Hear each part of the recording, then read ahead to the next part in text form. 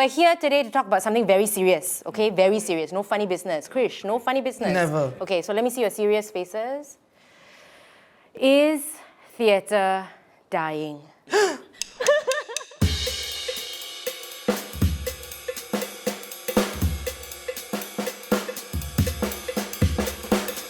But before that, maybe can we hear a little bit from each of you? My name's Krish. I'm an actor. I write, I direct. I run a company called Strawberries Inc. We focus on pushing theatre off the stage. We create like interactive, immersive experiences. And I also have a little collective called Patch and Planet, where we make like silly, stupid, fun theatre. Very entertaining show. Yes, I hope so. Yeah. I'm Rui Shan, and I'm an actress, choreographer, and also producer. And I also have a small theatre collective called Bite Size Theatre Productions, and we mainly do original musical works. My name is Irsyad. I am a performer, theatre maker, and on the off chance I get a set design gig, I'm also a set designer. I mainly work freelance, so whatever companies want to work with me, I want to work with them. That's how I survive. I'm Sindhu. I started off acting, but now I do a lot of dramaturgical work, and I'm trying to write and maybe direct a bit more. Need to learn from I'd love to find out how you guys got started in the industry. Like, what made you want to work in theatre? Oh, big question. Yeah. Actually, I started off dancing first. Right. And then the first time I got to know theatre was through JC. And then I joined the theatre studies. And then that's how I was like, oh, not bad, theatre. And you get to do more things, right? You can dance, you can act, you can sing, you can design stuff, you can create stuff. Then I was like, oh, it's like a wider range of things that you can explore. Yeah, for me, I was doing like acting classes at Act 3 when I was a kid, so I was already kind of in love with theatre. Then I went to SOTA and actually joined SOTA with visual arts. Yeah. I used to draw and I used to paint. And I just found it a little bit boring after like a few months, so I swapped to theatre. Yeah, I switched to theatre. Yeah, theatre was super fun. And then during theatre, I just kind of felt like, yeah, this is what I want to do for the rest of my life. I want to make theatre. Yeah. I think it started in primary school. I didn't have a CCA. And then there were open auditions for a musical. That time was Mulan Junior, the musical, at Victoria Theatre. I was like, wow, my primary school got so much money. And I auditioned, I was like, I don't know what this is, I don't know what I'm doing, but I auditioned. And suddenly I got a role. Mulan. No. I can see it. That was the Mongolian, the antagonist, the villain. Then I went to SOTA as well. Right. I started with theatre and I stuck with theatre. Unlike some people. No shame. I'm hearing that some of you were and started off young, but did you watch theatre as a kid? My first theatre show that I watched was Poop by Finger Players. And that was my very first theatre show. I was like, honestly, I cannot remember what the show is about, but I remember I cried like mad and I was very moved. So I was like, wow, it's very powerful, you know. Ever since then, I was just like, okay, I think we can really tell very important stories that can really affect people's lives and perception, I think. Yeah. Right. So then I was like, okay, I think I'm going to try. Yeah. I have one. Yeah. And it involves Krish. Inspiration. It's one of my defining moments as a young student actor was watching Krish's graduation show in SOTA. Wow. I think it was about your grandfather. Yeah. I think, and I remember watching it and realizing that wow, theatre can be so moving and so healing at the same time. And this is as a 14-year-old watching Krish's show. I went out of that show and I thought to myself, wow, that's great. I want to do what he's doing. I want to cry. Touching. Yeah, it's a core memory. Wow. As a theatre maker. So cute. Oh, you inspired him too. You did. Yeah. That's great. That's wonderful. I feel like 14 is a very pivotal age because for me, I was 14 as well. I don't know whether it's still called the University Cultural Centre, but I went to watch a TNS show called Lanterns, and it had Serena Ho in it, and it was the first time I saw a show where the people actually sounded like me, and the main character, Serena's character, she plays a girl called Kawai, and she's a teenager. So I felt like, oh my God, her problems are my problems. I just found it super relatable. And for me, that really, I've never forgotten that show.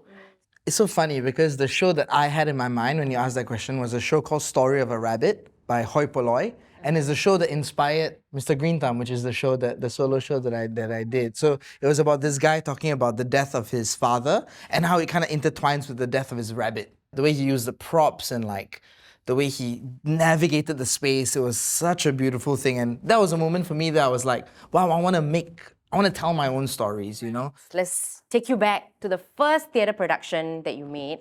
And if you could do something differently, what would that thing be? I think one of the first things that I've ever directed professionally, the play was called Does This Work For You? So all the things that were like trendy at that point of time. As a young theatre maker, I was like, oh, I want to do something that's like social issue, but I also want to make it physical theatre, but I also want to make it verbatim. And like, I was like very ambitious, you know, so I threw everything I had at it. If I had to change it, I think I would have let myself live life a bit more. I got to meet so many people and they shared their stories, their lived experiences. And that's when I realized like, actually, as an artist or as a theatre maker, I didn't really have much life experience to tap on myself. And that might have been why I gravitated towards verbatim as a young theatre maker. I feel that so deeply. But what people don't realize is that verbatim is tough because it is. the text is already there. It's not like you can say whatever you want to say. You got to go with the text. But if this is what the people think and believe and feel, then you find a way to shape that. So I feel that so deeply. For me, I mean, the first show I did was a show called Stupid Cupid. It was in a bookshop. All our props were cardboard. It was like this little shop house show. So very DIY kind of energy. We devised it, wrote it ourselves. But if you ask me like what's one thing I would do different, it's so hard for me to answer that because I just feel like I learned what I learned. Hashtag no regrets. Yes. I'm sure, you know, every time you look back at a show also, you think to yourself, you want to change this, and this, right? That's art, right? You always, at least for me, I'm never satisfied with what I do. So I can't really identify what I would have done differently. I think everything went the way it was meant to. What do you think are some of the issues or challenges that younger theatre makers are facing today? Funding. Yeah. I mean, I think that's going to be like a The thing perennial always, problem. right? It's like an Yeah. always Yes. issue, right? It's hard as kind of like newbies when you come into the industry and you want to make art. You know, you need to fund it. And I think grant writing is a difficult process. You, let's say, ask for 10K or 14K for a show, for example. You end up kind of only getting 2 to 3K. So then it's always kind of difficult to make that show happen. Patch and Partner hasn't made a work in a while. Hasn't made some work in a long time. The last time was a Esplanade commission. So, you know. Shout out. Yeah, shout out. You know, without opportunities like that places like Esplanade gives, it's tiring, I think, to continuously make your own work. Definitely, funding is one thing. And also I think, because musicals are also so expensive, like one time your production budget is like more than 600K, where are you going to find the money? Even the ticket sales, like how are you going to find the audience to fill up those seats is also another challenge. Like the marketing and getting people interested in the show is one thing. So what is there a market for? Or what do young people today want to watch? Wow. I wish I knew. If I knew, I'm set for life. Just in conversations with my friends who are always so curious about my life. Oh, what do you do? Where do you do? I realized that they will come to watch my shows, one, because it's me, but because there's also a celebrity in it. Like, Aisha Aziz is in this one. I'll come watch. Yeah, celebrity power. Yeah. Celebrity power is Yeah. damn strong. Like, you're not coming for me. You also, but you know. But I think this idea of like influencers and celebrities, seeing them, that became sort of like their gateway into theatre. I think people are always going to be hungry for experiences, no matter what. And I think maybe it's about kind of reframing the theatre experience as something that's like accessible, but also an experience I want to be at, an event I want to be at. How can we package this particular product, because at the end of the day, you are selling a product. How can you package that in a way where your friends go, oh, this is damn cool, I want to go watch it, you know, or this looks damn fun, or oh wow, you're talking about Singapore identity. That's something I resonate with, I want to go. So I think people are always going to be hungry for experiences, and I think number one, it's how do you reach them? Because maybe it's like you're doing shows that people want to watch. It's just that you're not on the TikTok algorithm. So, Which is so hard to crack. correct. But I do think that is a way. I think that's what people want. People want to do cool stuff. People want to have fun with their friends. People want to be challenged, provoked. And if you're able to reach them with the thing you're selling, I think you can get people to come to the theatre. we have to keep on creating unique and new works to like test and see if they respond to it. But that's sort of a tough balance, especially if you're talking about money and having to make money. But in your own experience, like with your collectives, how do you find out what your audience wants? Do you try and get like a feedback mechanism in place to find out how they responded to your work? And does that also play into future works that you create?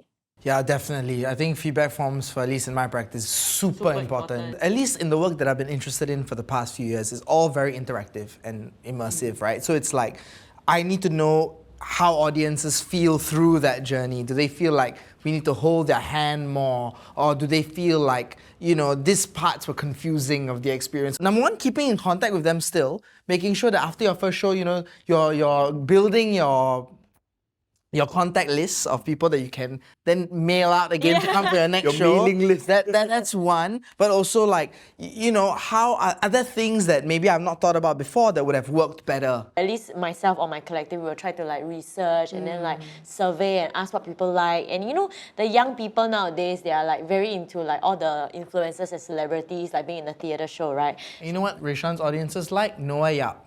They love Noah Yap. They did Monster in the Mirror at Gateway, right? And every time Noah Yap was on stage, They scream. They went crazy. Yeah, they scream, And like, it worked out. I mean, I felt like it really got them excited and then they engaged with the show. So we actually like surveyed, you know. So you like Tosh or you like Wei Liang or you like Noah? You test Yeah, we A or test. B? Yeah. So like, I think 80% of them have never watched a theatre show before. And come on, it works, yeah. Yeah. Get to know your audience by doing audience survey. I have a question for y'all.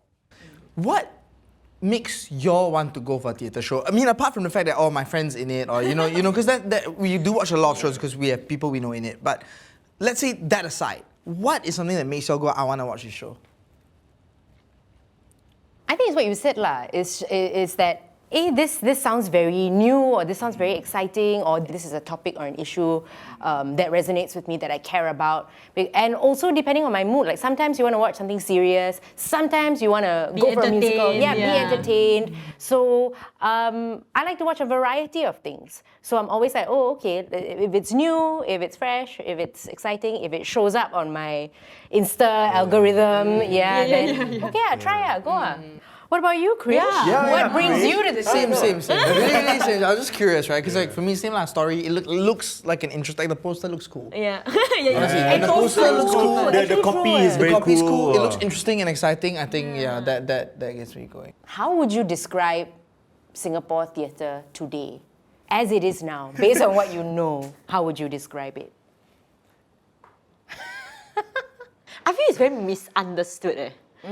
Because I feel like people think that it is a very chim thing.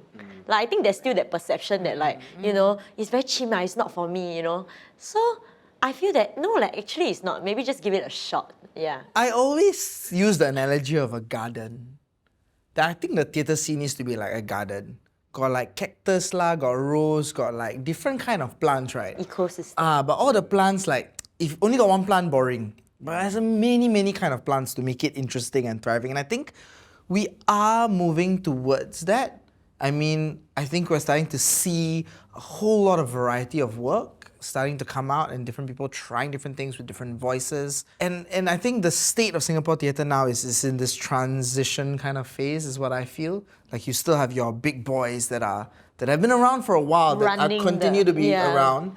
But then you also do have your kind of younger collectives that are starting to come in. You're starting to see, you know, a bunch of other people like TNS now. They're getting so many new works from younger people. Walrus is doing it too. That, you know, Checkpoint's been doing it for so long. And I think there's this almost transition that we're starting to feel of like other voices slowly starting to be heard. Forming, and also like there are two different kind of like systems working, right? There's one is like you have all the iconic people leading the big companies, right? And then now we have the other system where it's more like collaborative. Everybody is working with everybody. So I feel like the two ecosystems kind of like are very different and they're kind of coexisting now. So yeah, it's interesting to see how it's going to like either merge or like, I don't know, transition. Yeah, and like with that merge between the two sort of systems, there are also all the other art forms sort of like starting to creep in and like start to merge forests, you know, and it becomes this like super forest where like we start seeing more interdisciplinary collaborations. I think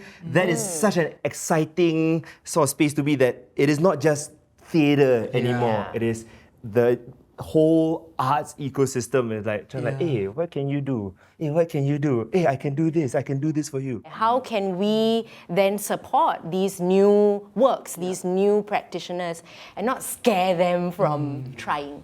And how do we invite people into the garden? I think that's a big thing that I think we're still figuring out. Yeah. As the industry is growing and evolving, is the audience growing and evolving also? Right? What do you think? Write down the comments below.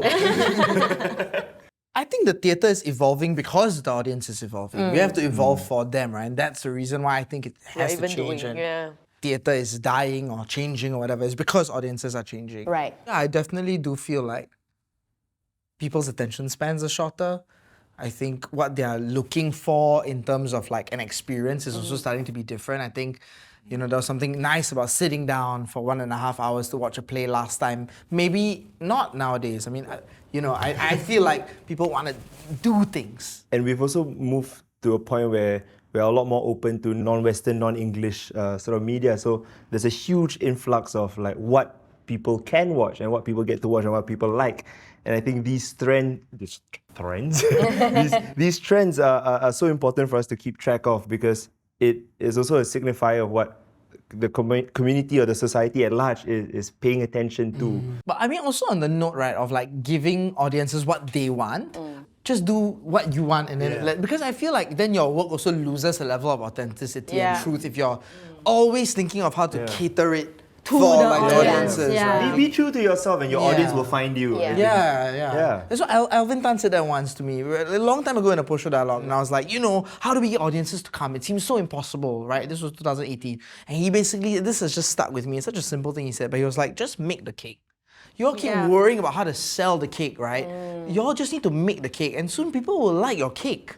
I mean, unless your cake is shit lah. Then you need to work on your cake making skills. But keep making the cake, and people will eat your cake.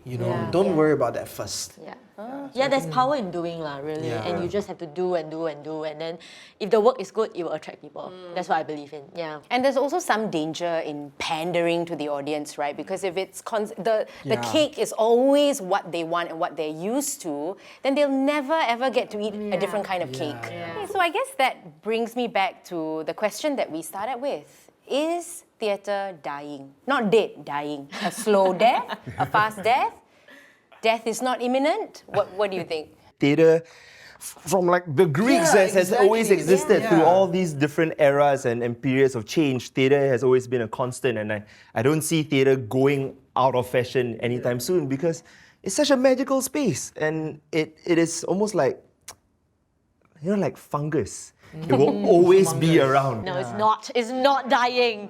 I think it's evolving. It's changing.